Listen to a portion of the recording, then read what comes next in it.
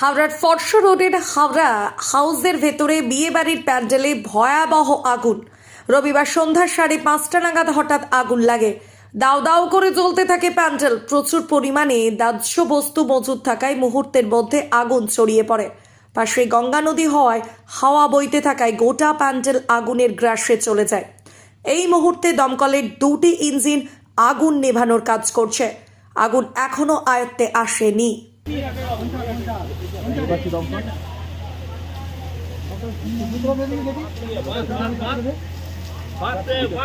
আমাদের প্রায় 45 মিনিট 1 ঘন্টা আগে আমাদের খবর দিয়েছিল যে এখানে আগুন লেগেছে ফলস রোড দিকে, বিহার কি একটা আছে ব্যাঙ্কুয়েট হল।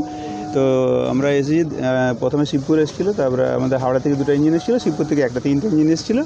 তো এখন আগুন কন্ট্রোলে, হতাহতের কেউ কোনো খবর নেই বা কেউ ইনজিওর্ড হয়নি। পুলিশ প্রশাসন এসছে, আমরাও এসেছি। তো আশা করছি শর্ট সার্কিট থেকে হয়েছে, যেহেতু সিলিংয়ে আগে লেগেছে ওনাদের। আর এই যত প্যান্ডেলের বাঁশ, ত্রিপল, এই প্লাস্টিক চেয়ার টেবিল ওইগুলো সব ছিল, ওগুলো লেগেছে। আচ্ছা, আগুন কি দ্রুত ছড়িয়ে পড়ে?